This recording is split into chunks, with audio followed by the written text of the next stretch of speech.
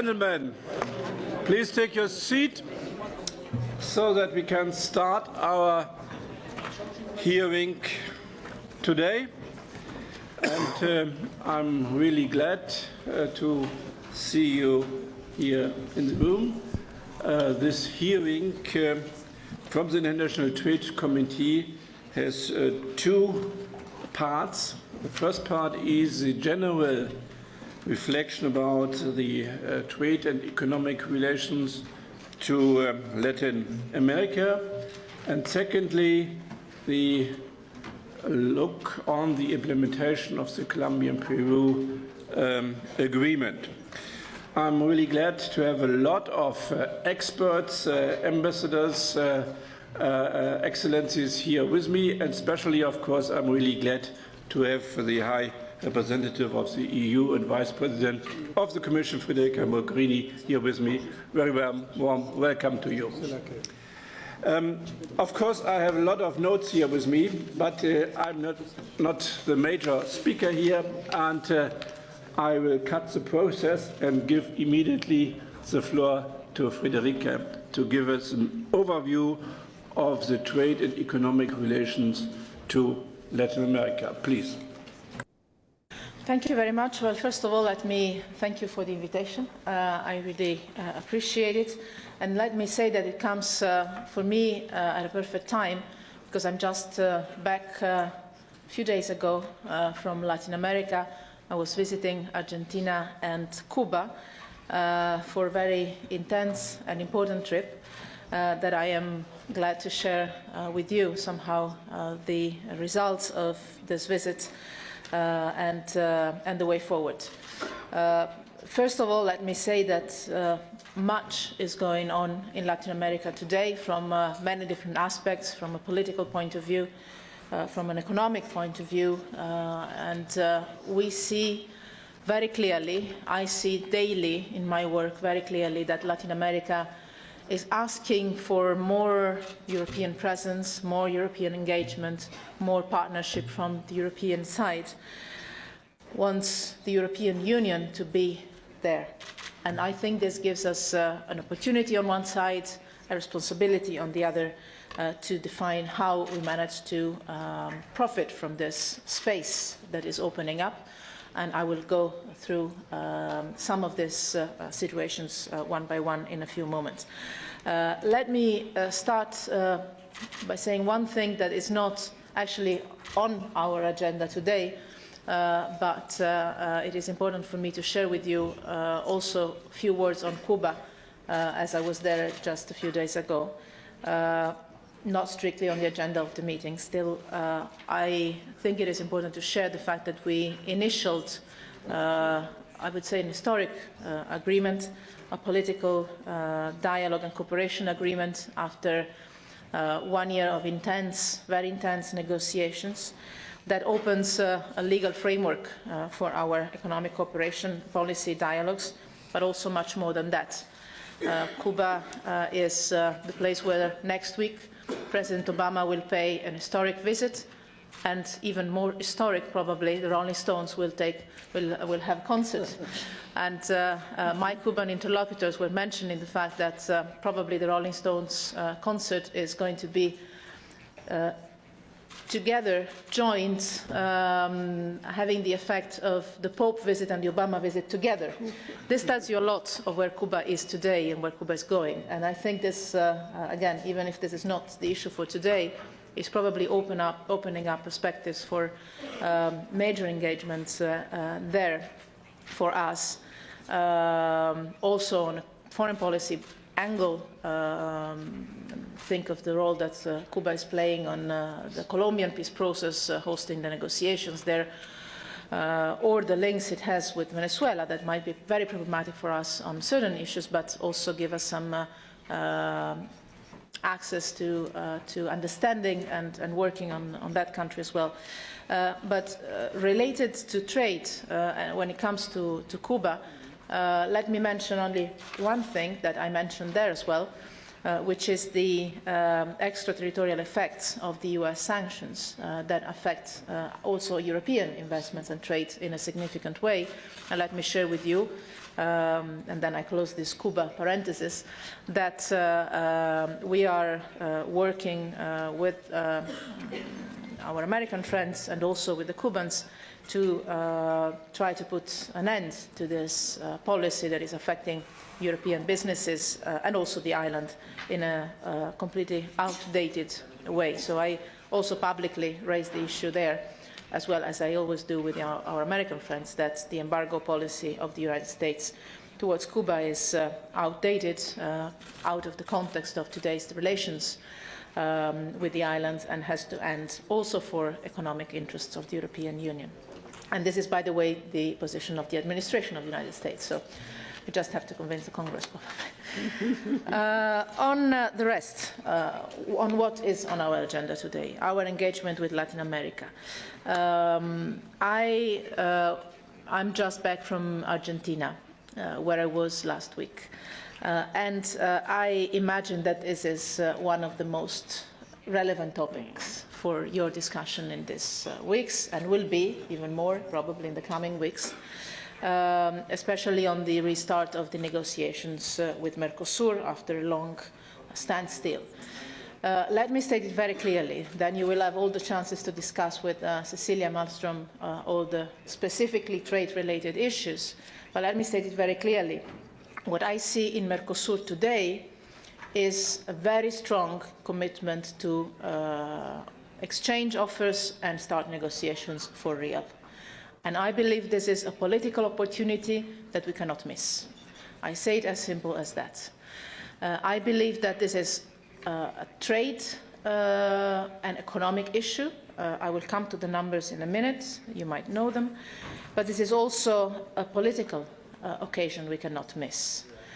We have not had in the last years all of the actors in Mercosur convinced of the need and the opportunity to engage seriously with the European Union in negotiations. Today we receive clear and loud signs from Brazil in particular. We received this message from President in December when we met in Paris.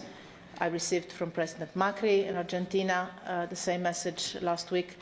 Clear and obviously from the current presidency of Mercosur, Uruguay, the same strong messages of commitment, engagement, and the clear public recognition that the exchange of offers represents a starting point in negotiations, a basis for potential improvement while we enter into negotiations. So I am not even giving nuances of diplomatic language. I am really very much convinced that we have to take this opportunity, proceed with an exchange of offers as soon as possible, hopefully within April, and start serious negotiations immediately before the window closes. Because we know very well that, again, in the last years it was not necessarily the case, that we had this forthcoming commitment, and it might be that it closes again if we don't take the opportunity. And again, this is economically it matters. I give you a couple of numbers, you might know them. For the European Union, Mercosur taken together would be our 8th biggest trading partner, with 97 billion euros in merchandise trades, out of which 68 for Brazil alone. And seen from Mercosur, the European Union is the first trading partner with 110 billion euros. Talking about investment, talking about GDP, all the numbers tell us that it's big, it's relevant, and politically it is extremely relevant, because Latin America, I will go through that in a moment, but Latin America is a country, and South America in particular, Mercosur in particular, is part of the world where cultural, historic, political, economic ties with the European Union are easy compared to the rest of the world, require a bit of investment from our side, and the return that we can get is incredibly huge compared to the many different other areas of the world where everything is a little bit more difficult in all different terms. I'm not saying everything is going to be easy and rosy, but I believe that we have a serious political opportunity and also economic opportunity to move forward. Now the EU internal coordination process, consultation process is advancing. I believe it will be completed soon, so I hope that the exchange of offers and the beginning of serious negotiations can take place during the month of April if Member States and all of us proceed in that direction. Moving further beyond Mercosur, we have exciting times for our special relationship with Latin America as a whole. Just yesterday, I was with the President and the Foreign Minister of Peru here in Brussels in the Council, signing a visa waiver agreement that follows a similar agreement that we signed with Colombia a few months ago, and that can help us take advantage fully of the potential of our trade agreements, both with Colombia and Peru, soon joined by Ecuador. And we know very well that to make full use of such potential, all the provisions of the agreement need to be fully implemented. You know this very well. And I have to say that I believe encouraging steps have been taken in this regard, and now they have to be consolidated. We are also planning to start, you know that well, negotiating the modernization of the global agreement with Mexico, and also modernizing the association agreement with Chile. These agreements should be comparable to and compatible with our FTA with Canada and TTIP with the United States. You don't need me to explain to you in this committee how relevant this is. But to remind us a couple of figures, since the entry into force of the global agreement with Mexico, our trade with the country has nearly tripled. We have preferential trade agreements with 26 out of 33 countries in Latin America and the Caribbean. Trading goods between the European Union and Latin America almost doubled over the last decade. And our trade agreement with Colombia and Peru has offered, I would like to underline this because I believe this is very interesting and very important both for Europe and for Latin America, has offered opportunities to many small and medium-sized enterprises for the first opportunities to access export markets, both of Latin American enterprises to Europe and vice versa. I mention this with a particular emphasis because I believe that especially the small and medium enterprises are a feature of the European business model that is very interesting for Latin America, and an added value that they recognize in our experience and know-how, and also a possibility for partnerships that is potentially extremely interesting for our economies. For Colombia, by the way, this could have a potentially very relevant impact on the follow-up of the peace agreement with the FARC. If the peace agreement in Colombia is going to be finalized, as we all hope, very soon, we're talking about weeks, maximum months, the overall economic perspective of Colombia will have to be looked at very carefully. We're also establishing a trust fund to support the implementation of the peace agreement once it will be signed. Obviously, this part of our engagement with the country will be relevant to stabilize the peace perspectives of the country. The benefits of trade and investments extend well beyond the simple economic figures. They strengthen technological exchanges, people-to-people contacts, help in diversifying economies, which is relevant for countries' stabilities, train staff, align our technical standards and administrative frameworks. All of this can only help build more stable and stronger partners, and so stronger partnerships and more durable links between us.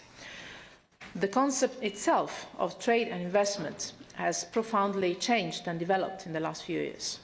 For example, around 1/3 of jobs generated by the export of goods are in companies providing auxiliary services like transport, installation, training and maintenance, but all of this you know well. But in this context, let me recall that the European Union is participating in the negotiations of the Trade in Services Agreement with 23 other WTO members, which altogether account for over 70% of the services trade worldwide. And among these are Chile, Colombia, Costa Rica, Mexico, Panama, and Peru. And this really gives you an idea of how much our union can help our firms in their worldwide business when we act united as a global player. I see this in every single visit I do, as last week in Buenos Aires when I was meeting European business people who work there and ask, regardless of their country of origin or the member state, ask for a European Union framework to engage more effectively in the country. I see it more and more. European firms can compete among each other, but are united in working together with the European institutions to provide the frameworks that allow them to act properly in any third country. And here is the added value of us being together, a union. Single member states, in particular with Latin America, have their own history, their own ties, sometimes very positive, sometimes more complicated. But as a true union, we can achieve much more for our businesses and citizens when we act together. We are the leading foreign investor in Latin America, with around 1/3 of all foreign investments in the region. We invest more in Latin America and the Caribbean than we do in China, Russia, and India combined. This is a figure that we often forget, because Latin America is easy, and we take it for granted. But we shouldn't forget in times of crisis that we need to keep investing in our friendships and in the easy part of the world to avoid that turning into something different.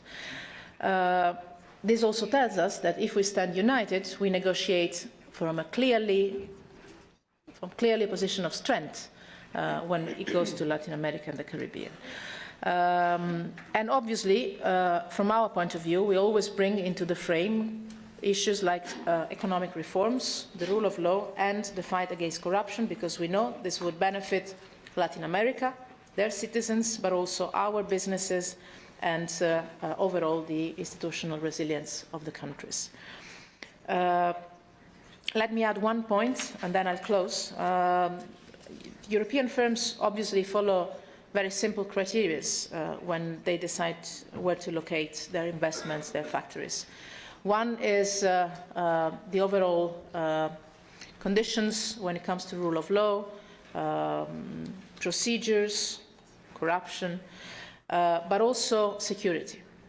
And here is an added value of Latin America that is more and more requested by investors worldwide.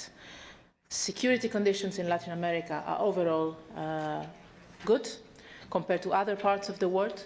And this is an added value that our friends in Latin America are realizing more and more that they can invest in more.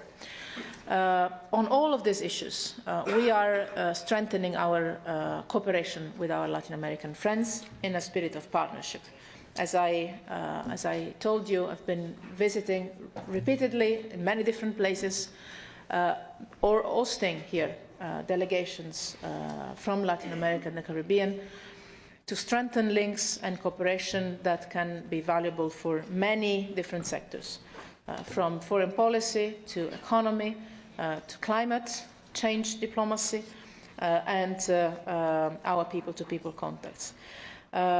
With Latin America and the Caribbean, we share values, we share culture, we share a lot of past, we share a lot of interests. We can also share a lot of future if we work together closely to shape it together. And it is particularly evident that on some basic issues that are a must for us, being it climate change, being it human rights, we are on the same page. We understand each other much more than they can understand each other with China, for instance. Even if the massive investment is there, still, when it comes to trade unions' role, labor rights, or human rights standards, it becomes much more difficult to relate with them. So it's trade, but it's not only trade. It's also a lot of other things. And here, our alliance, I think, is important with Latin America. I'll close because I've been already too long, and I apologize for that. Just to say that I believe that all over Latin America, from Cuba to Argentina, that somehow are the two extremes geographically and maybe also politically. We have a huge potential for investing in our partnership, and this is true, as I said, not only related to trade, but also related to trade. I thank you very much and looking forward to our exchange. Thank you.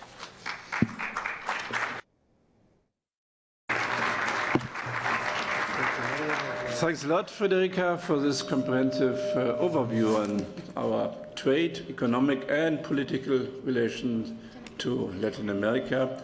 And I hope that we will have a wonderful April so that we can strengthen our relations with a good starting point for the Mercosur negotiations. So now I have the pleasure to invite the Secretary General.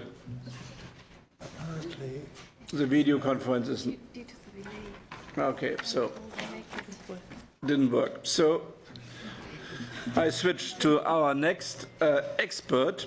It's the Chief of the Division of Production, Productivity and Management of ELAC, Mr. Mario Cimolli, and I will invite him to give him a short introduction from his side. Please. Bueno, muy buenas tardes a todos. Good afternoon, everyone. Good afternoon, Vice President Mogherini, Chair Bernlange. It's a great pleasure for me to be here and to bring you the greetings of our Secretary, Barcena. I have a presentation, and it's got two important aims. First of all, showing you what's happening with trade in Latin America today. And I'm afraid to tell you that it won't be good news. However, in the context of bad news, working on a free trade agreement, well, maybe that it's even more necessary.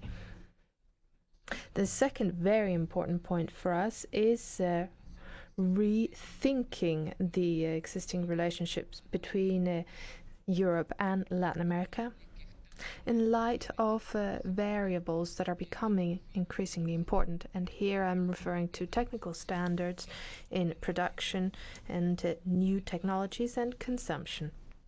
In a nutshell, we need to try to get on the same track as the Trans-Pacific Partnership in Latin America and the role that already has. Now, I want to share some figures with you, and I think the context is very important. First of all, we know that overall trade in the region is not growing. So for the very first time since World War II and the crash in the 30s, and this is key, the elasticity of trade has fallen below GDP. And this hits all our economies hard in the region. But we're also very worried about the second element, even more so, in fact. All the countries globally are seeking access to market. Why? Because there are no growth rates. We have a low growth in the EU and China, in emerging markets, and everybody's seeking market access. And so at a certain point, emerging markets and Latin American markets will have to adjust to that, because in the past we had this whole issue of the Dutch disease. This is not an issue anymore. We have a lot of pressure now from competition. The GDP is decreasing, so there's no space for export growth, there's no coordination, and so there's no more space in our macroeconomic policy for maneuver. Now, without any macroeconomic policy coordination between Europe and Latin America, what future is there here? What can we do? We've seen this at the summit in Singapore. We're all waiting for each other to act, and we see that it's not going to happen in Europe. We're not going to see it elsewhere either, and this is a key component, and that goes beyond technical agreements, because what's happening, you can see this here, in 2015 trade and exports from Latin America, and this is it's differentiated by country, they fell by about 15%, and the forecast for 2016 is between -7 and -9. This means that this decline in exports is affecting the economies, and there are adjustments. All economies globally are adjusting. Europe can't take off. China's model is no longer working. And so what can Latin America do right now in this context? And how can you conjugate an alliance between Latin America and Europe within that global scenario in order to make sure that economies grow? This is fundamental, because if we all just look out for our own interests, we're all going to lose out. We all want a market quota. We all want access with this fierce competition. We're all going to lose out. Everybody's going to lose out on the avocado market if both Chile and Peru and everybody tries to access the exact same thing. So just to put this on the table for debate, we have to take into account the context. There is a trailing off in trade, and we mustn't forget that. This is the macroeconomic context. In this context, how can Europe and Latin America dialogue? This is very, very important. Another issue that we are very concerned about is the overall excess installed production capacity. This is the case in Europe, in China, and in Latin America. But China's production capacity is brutal. You know this, my friends. If we can see this in steel, and there's a very important figure here. Copper. Let's look at copper. China now is one of the world's biggest exporters of refined, medium refined, fully refined, unrefined copper. I mean, they're going to cover the whole earth in copper. This used to be our specialty, and this leads to a sort of a lock-in effect. We're locked into certain products, and we don't get out of that.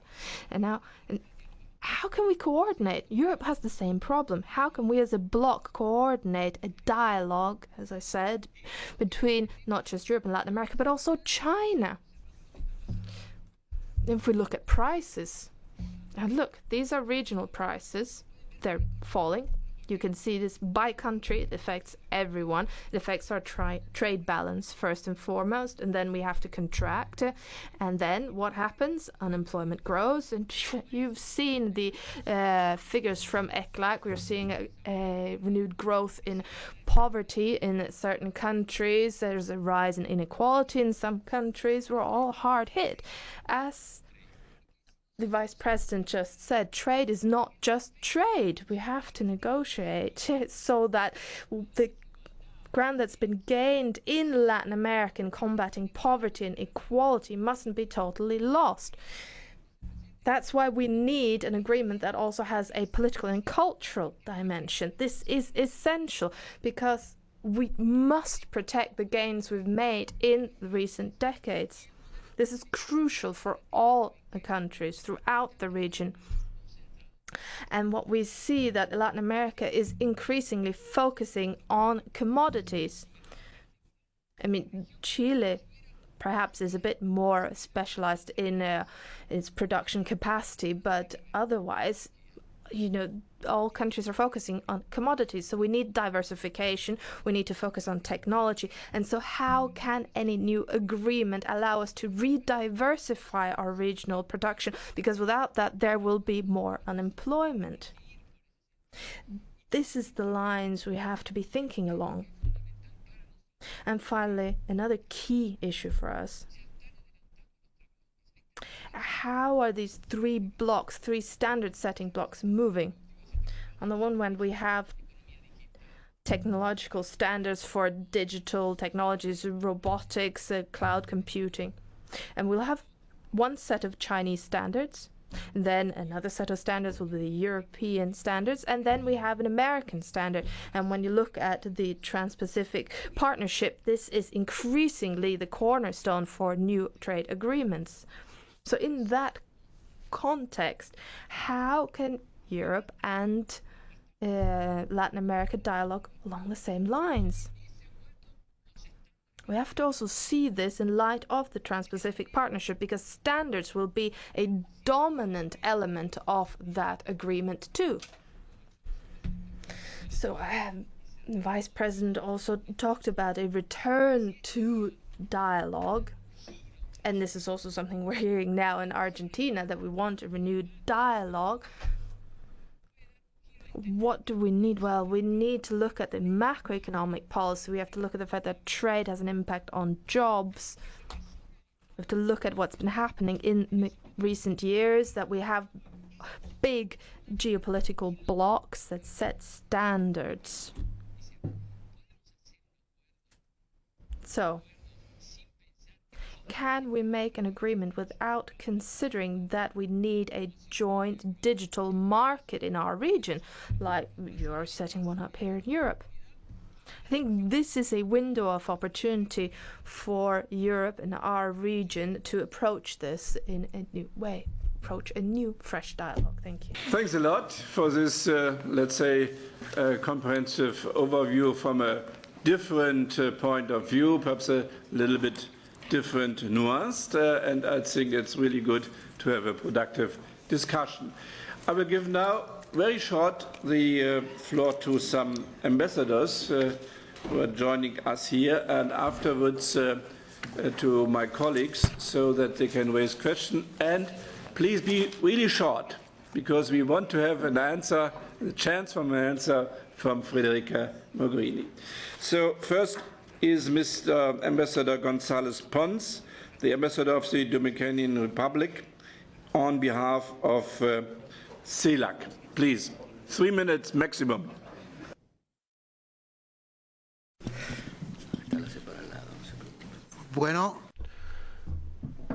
Well, good afternoon. The one thing I'd like to say to begin with is thank you very much for having given me the opportunity to address this forum. I'd like to begin by saying that this conversation is happening at a time when both regions are committed, firstly, to pushing forward the 10-point action plan, a very broad and interesting program which addresses matters such as production, productivity, and includes issues such as citizen security, higher education, technology, but also at a time when, following the last meeting of heads of state and government, a significant decision has been taken to push forward bi-regional integration. And in that political declaration that came out of that summit of heads of state and government, Item 7 of the conclusions gave a mandate to the Ministers for Foreign Affairs to meet from summit to summit in order to assess the state of progress of this integration process and to support that concrete action plan. Now, of course, the first meeting of Foreign Affairs Ministers with this political emphasis supporting the thrust towards better trade and investment relations and so on. At that meeting, we hope to produce an important turnaround in terms of bi-regional relations with a political umbrella over our heads. We can fight off the often imaginary challenges. Some people have ideas in their minds which can actually be renounced with the facts on the ground. Now, in October, when the first ministers' meeting takes place of the foreign affairs ministers of the different regions. We hope that together with the European Union we can create the right political basis which will allow us to push forward without any kind of fears to address all of the issues that affect both regions. And I think that will provide a conducive environment to pushing forward the trade relations that we both need. Thank you very much, Chairman. Yes. And the next one is the Ambassador of Honduras, Mr. Roberto Oja Madrid, and on behalf of SICA. Muy buenas tardes. Very good afternoon to you all. Thank you, Vice President Mogherini. Thank you, Chair. This is a very positive point in time for the history of regional integration in Central America. We've got a customs union, integrated electrical grids, and our region has a lot to offer in terms of trade with the EU. As everyone knows, the association agreement between the EU and Central America was signed in my birth city, Tegucigalpa, on the 29th of June 2012, based on the pillars of political dialogue, cooperation and trade, under the principle that each of these pillars strengthens the other and has a positive impact on the other pillars.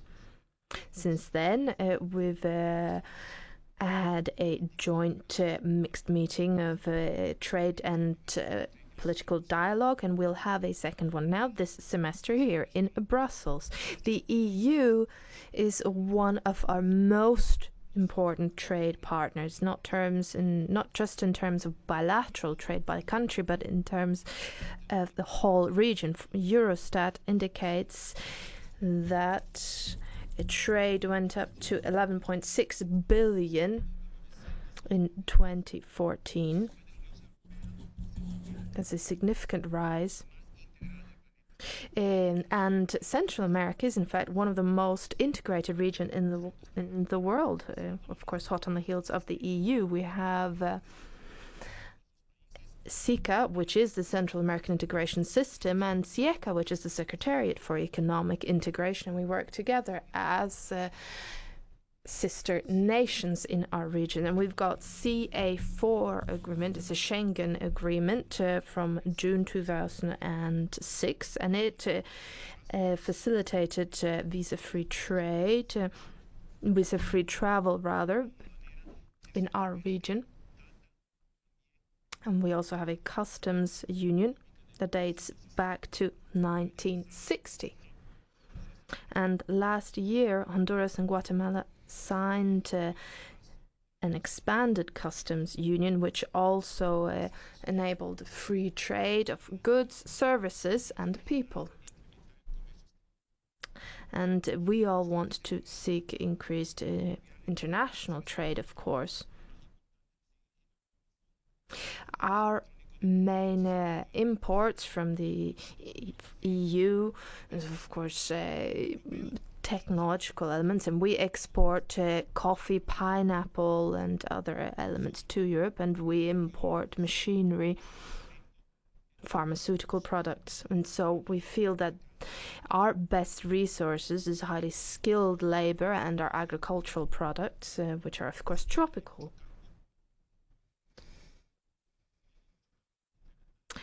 There's a lot of scope for an increase in existing products, the trade of existing products, but at the same time we also are very interested in increasing direct investment from Europe in our region. We have positive indices of economic growth. On average, they are 1% higher per GDP than in the rest of Latin America. And we have a very young population as well, which means that we have a very dynamic workforce with great potential. And so overall, we're a very attractive region for foreign investors and renewable energies, the sale of energy products to CEPAC, for example, because we have the So They told me 4 minutes. 3 minutes. 3 minutes. I'm sorry. Okay. Solo permítame.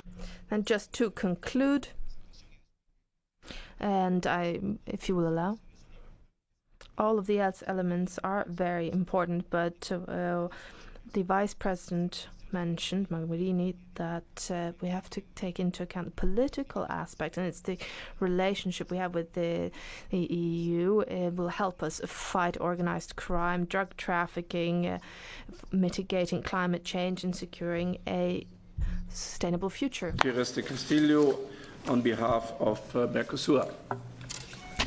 Señor Presidente. Thank you, Chairman. Vice President of the Commission, Members of Parliament, Ambassadors, ladies and gentlemen, I'd like to very sincerely thank you for this invitation and for the opportunity that you've given me to address the International Trade Committee of the European Parliament.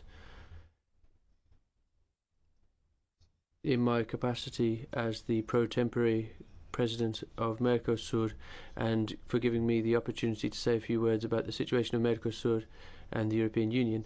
Now, for several years, negotiations were suspended, and they were begun again in 2015 following a ministerial meeting in June last year in Brussels. At that meeting, the ministers reaffirmed their political will and commitment to make progress in the negotiations and to come to an exchange of offers at some point to be established in the future.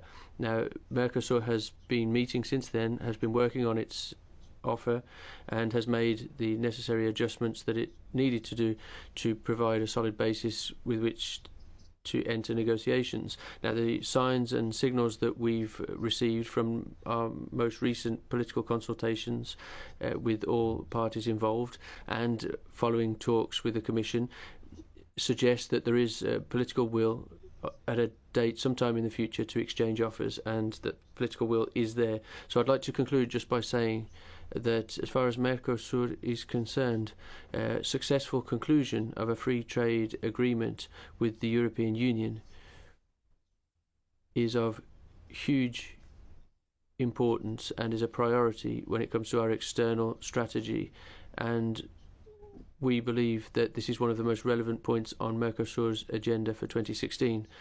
So our commitment is to keep working, making progress. Hopefully the process of exchanging offers will not be the end of this process. It will be the beginning of a substantive process which will require making the right necessary adjustments and come to a conclusion that's satisfactory for all parties. Thank you. And we are really exciting to have a look on your offer. So that the next one is Ambassador Applegreen, the Ambassador of Chile, please. Muchas gracias, señor presidente, señora vicepresidenta. Thank you. Thank you, Vice President Mogherini. Thank you, Chair, members of this House, colleagues. As you all know, since the return to democracy in Chile in 1980, Chile has had a very open trade policy, and the result of that is that we now have 25 trade agreements with over 60 countries around the world, and they represent 88% of the GDP of the world in total. And in 2002, we negotiated an association agreement with the EU with 3 pillars: political, economic, and trade pillar, and cultural one. And these have been very successful since they entered into force. Bilateral trade has grown at a rate of 9% per year. And we're talking about an increase from 7 billion in 2002 to over 20 billion in 2014. And this clearly reflects the potential that the this agreement has unlocked. And in 2013, the trade balance was favorable to the EU. This changed in 2014, but in 2015 it was back in favor of the EU. So that changes, of course. And the EU represents a majority of foreign direct investment in Chile as a bloc, 34% up to 2014. We're talking about 36.6 billion in energy and infrastructure and other areas. Now, we have an agreement that's 15 years old and we need to modernize it. And this is what's been expressed here already, and I don't want to repeat what's been said, but I just want to quote Vice President Mogherini when she says that the concept of trade and investment has changed drastically in recent years. And with this overhaul, we want to reflect those changes, the changes that have occurred in the EU as well. I mean, there are 28 member states now. When we negotiated, there were 15. And there have also been great changes in Chile. Both regions have changed and the world has changed. And, you know, we've had a relationship with DG Trade, with Commissioner Malmström. And we've discussed modernizing this agreement in order to include issues that are very important, such as the liberalization of customs duties in certain areas where we now only have 2%, including public procurement, including the mainstreaming gender aspects of trade, and generate a robust capital, investment capital. We want to go beyond the 15 bilateral agreements we have with EU member states. And we want to include technical barriers to trade in order to overcome them, and also include the issue of standards. And, of course, modern measures of trade protection. And we are highly committed to developing these talks and making sure that they're successful. Thank you. The Trade Minister at the Mexican Embassy, Cesar Guerra. Buenas tardes a los presentes. Good afternoon to the Chair and President. Thank you very much for the invitation you've extended to me to take part in this international hearing of the International Trade Committee of the European Parliament. On behalf of Mexico, it's a pleasure to be able to present to you the vision my country has of the trade part of the modernisation of the agreement in force with the European Union. I'd like to remind you that in 46 countries, Mexican products are made available through this agreement, and we are among the countries that exports most. Following the trade agreement, which was brought in 16 years ago as an innovative model, it was the first agreement that the European Union entered into with the Latin American continent, and America is still, or for more than a decade, was still the primary trading partner, and is now in third place after the United States and China, and it continues to be the main destination for Mexican exports and the second source of foreign direct investment. The trade agreement between the EU and Mexico has provided an impetus to the mutual exchange of goods and investment. Over 15 years, trade between Mexico and the EU has grown 7.9%, as Ms. Mogherini mentioned. More than $62.2 billion have been traded in the 6-year period in question. We have demonstrated ourselves to be a reliable and flexible partner with the European Union over the years. However, as part of the trade policy strategy, it is important for Mexico to make sure the trade agreement that we have with the European Union is optimal. Within the framework of the 7th EU-Mexico Summit, which was held last June in Brussels, the parties announced in the joint vision report their commitment to undertake to modernise the agreement over the next few months. Since then, the European Commission has followed its own internal procedures to obtain a mandate to negotiate from the Council of the European Union. The modernisation of the trade part of the agreement would include, among other things, the liberalisation of agricultural products and their trade, a review of rules of origin with special emphasis on accumulation with common trade partners. It would search to increase transparency and cooperation in health and plant health measures.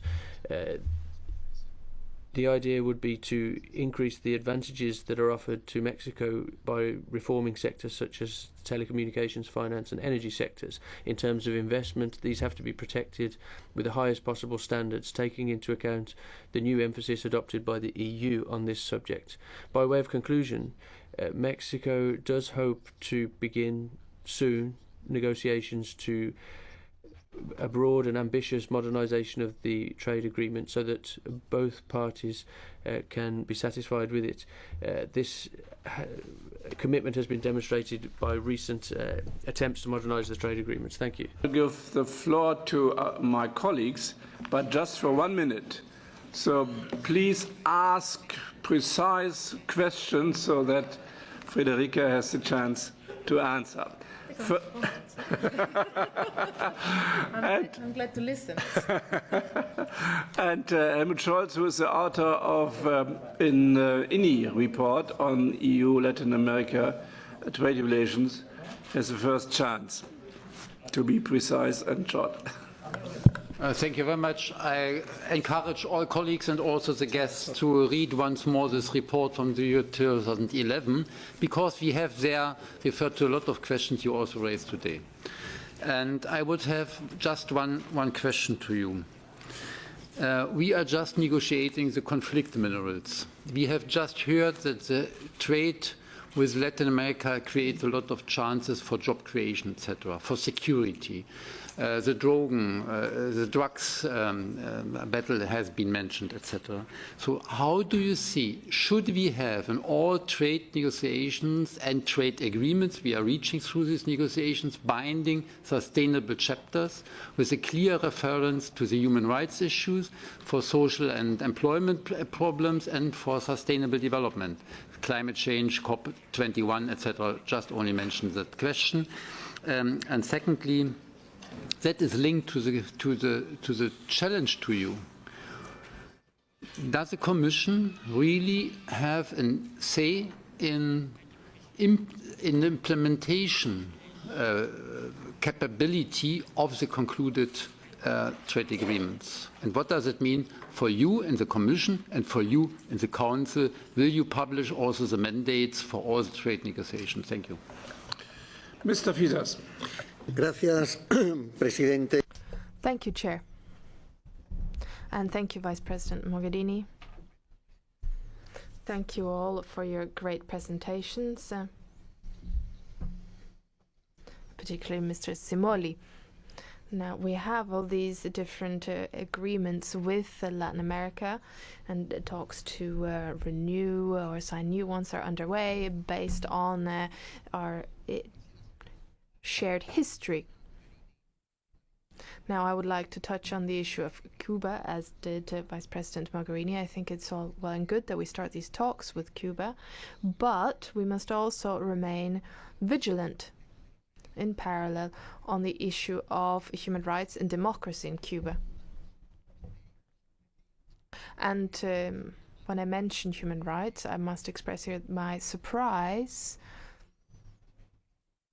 that we have a guest here today from OIDACO, and that this guest speaker will only be talking about human rights in Colombia, whereas there are actually issues with human rights throughout Latin America, not just Colombia. And that we need to insist on this, and not just with Colombia, when Colombia has made great efforts to address the issue of human rights. Ms. Mogherini, of course, touched on the negotiations with FARC in that sense. So I would like to hear more about human rights. Thank you. Mr. Danti. Just briefly, given the time, I'd first of all like to thank the Vice President for coming here this afternoon and sketching out the state of affairs as it is at the moment. It's very interesting. I would say that we are currently working, and that applies to the Parliament as well, on this very important matter of negotiations with Mercosur. We're trying to breathe new life into these negotiations. The Vice President will know how important this partner is for us in the European Union, and we're working on these offers. As soon as we can make headway on that, I think it would be very advantageous indeed. So when there's the exchange of offers, we need to agree on these as quickly as possible, because this is holding up the negotiations. So we need to have a very good strategic agreement. That's very important. Given the difficulties that we have at other levels with other trade agreements, it would be most welcome indeed if we could make headway with this particularly very important partner. So what I would like to know is, are we really ready to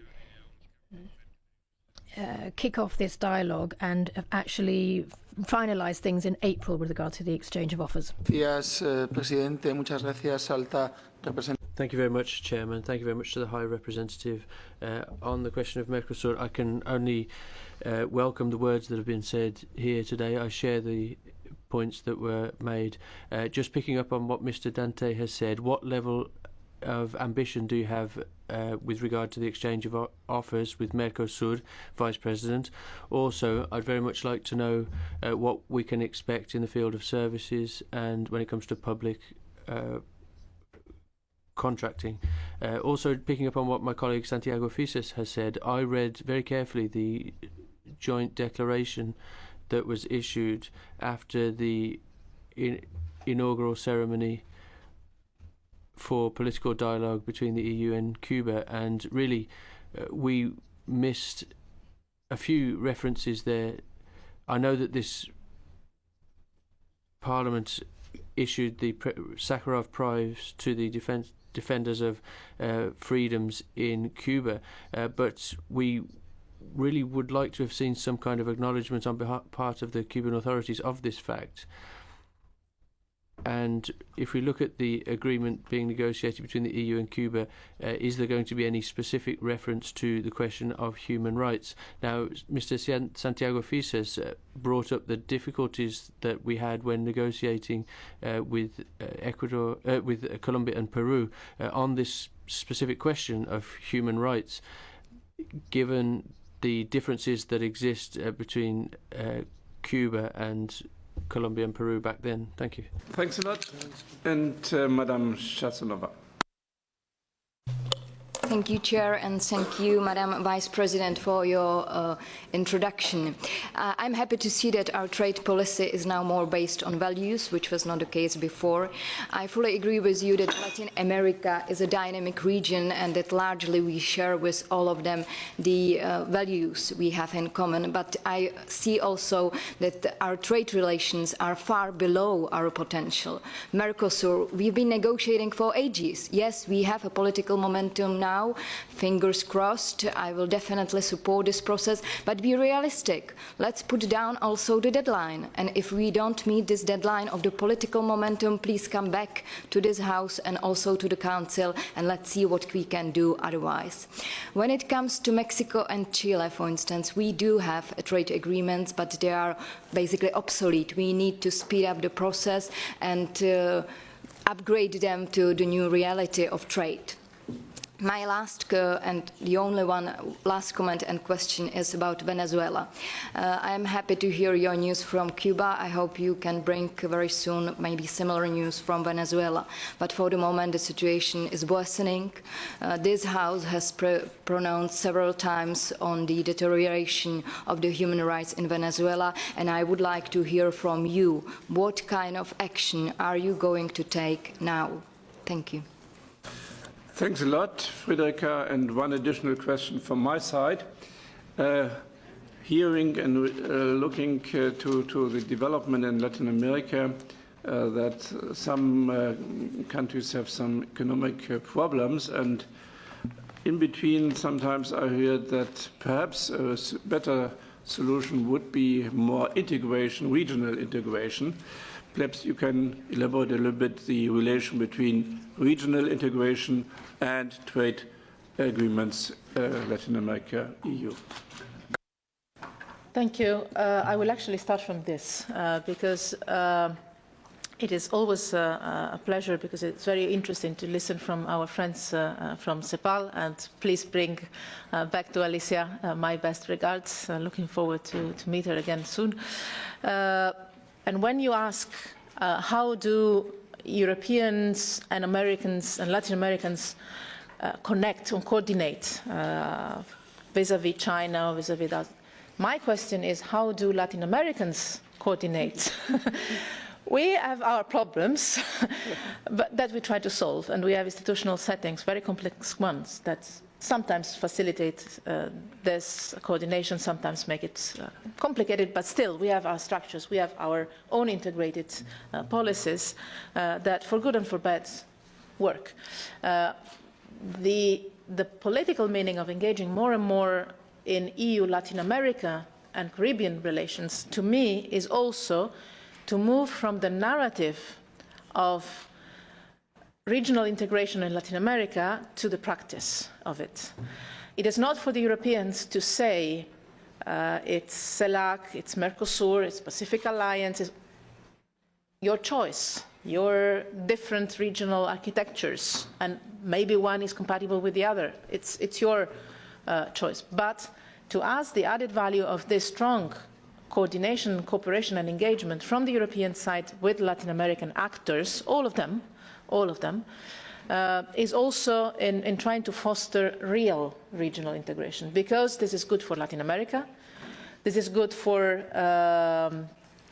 peace and security, first of all, solving problems with your neighbours, respectively. This is good for economic integration, this is good for trade, this is good for relations with us.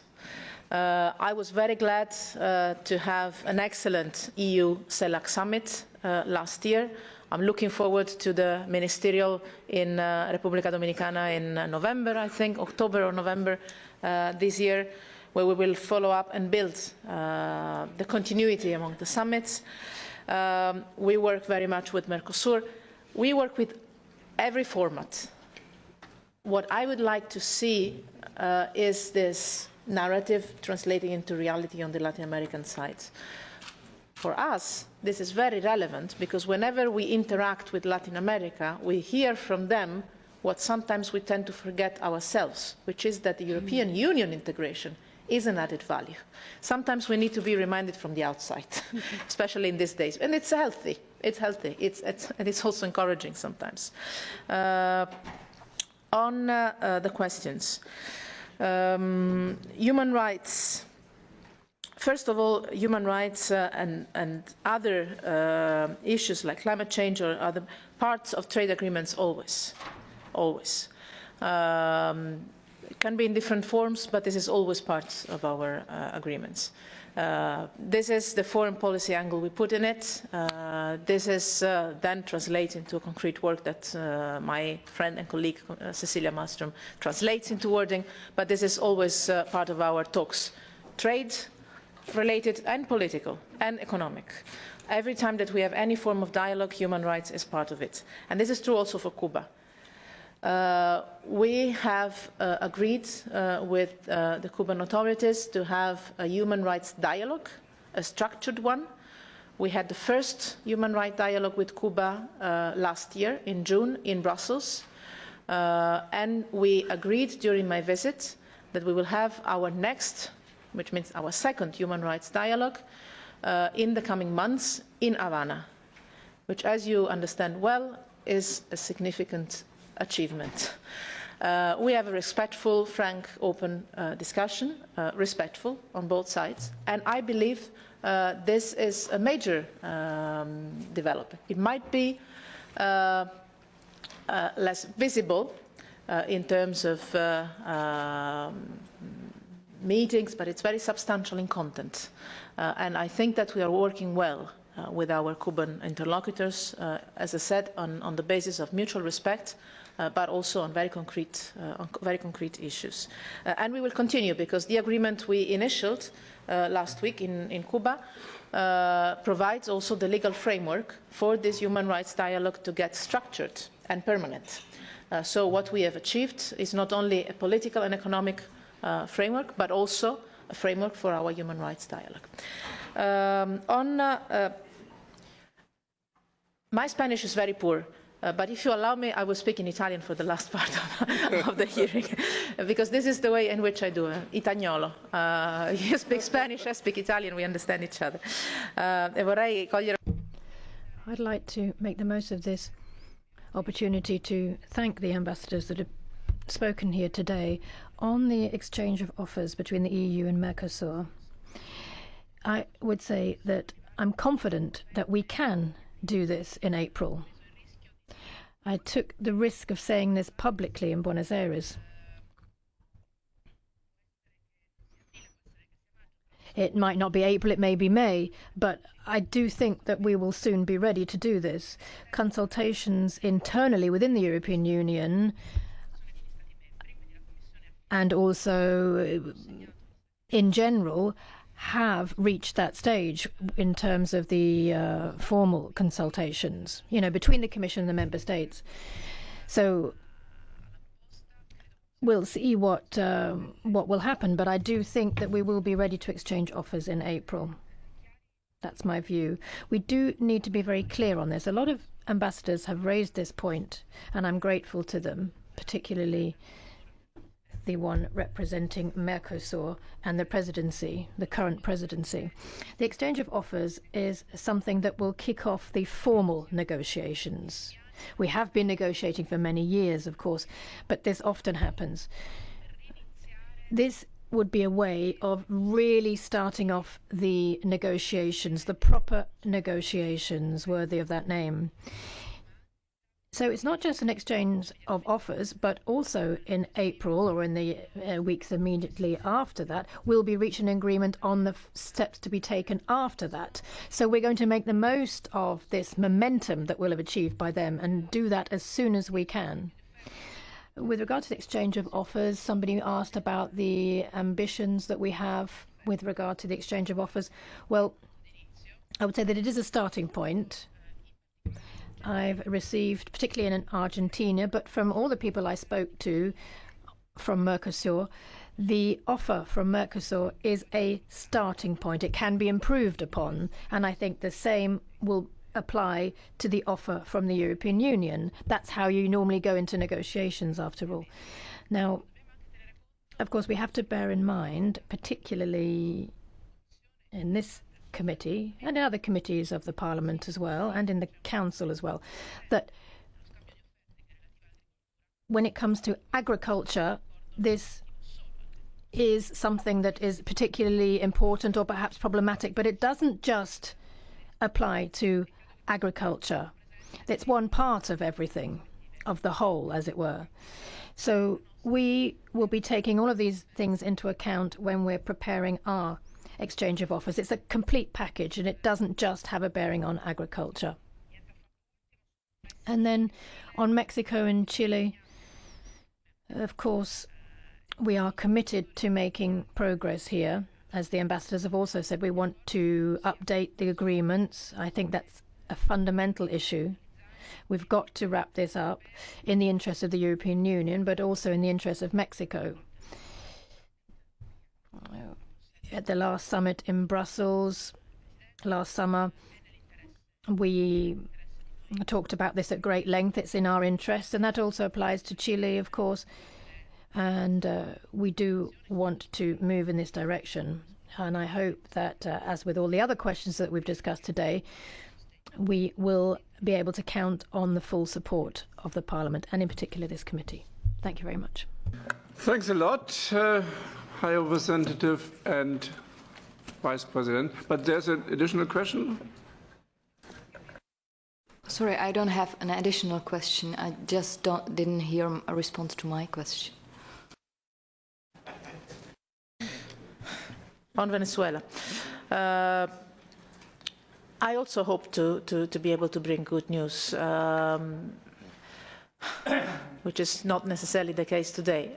What we always discuss with our Venezuelan friends, with our other countries in the region, is the need to try and build cooperation and dialogue among institutions at this stage, given the composition of the parliament and the political orientation of the government. We take a very careful attitude. We know very well there is it is not possible in any way to imagine an external interference in the internal political dynamics of a country whatsoever, including Venezuela. But what we are trying to do is exchanging views with our friends in Venezuela and also with our friends in Latin America, in different regional formations and in different countries, from Cuba to Colombia, to try and encourage dialogue, institutional cooperation, because the situation of the country is serious from different points of view. Economic, very serious, and this relates also to European interests because of the ties we have between Europeans and Venezuela on the economic and trade and investment sectors. From the security point of view, which is extremely serious. And here again, we have a clear European interest given the huge number of double citizens we have. I think it's, I don't want to give numbers, but I think it's very high. I know for sure it's very high.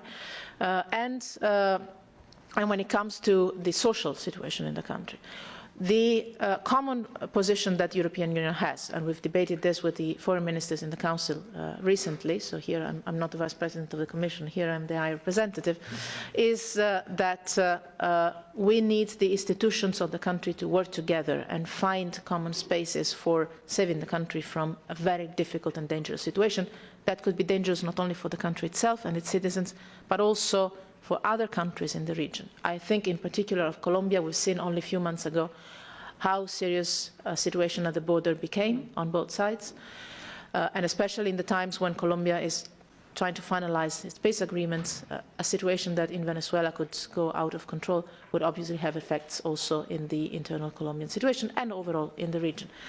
So I hope that we could have positive news in terms of institutional cooperation and respect of the Constitution and institutional cooperation in Venezuela as well. This is the message we pass to the government, this is the message we pass to the Parliament, this is the message we try to convey without interferences and always in strong cooperation and coordination with our Latin American friends, because we believe that they are the ones that can have more access, leverage, dialogue with a country that is part of that region, but that has strong ties with Europe for all the reasons I mentioned. I hope this answers your question. Not necessarily good news, but... Thanks a lot, Federica. I appreciate very much to have you here, and I'm really deeply impressed how you can wear two hats in a wonderful way. Thanks a lot for your work and good luck. Thank you.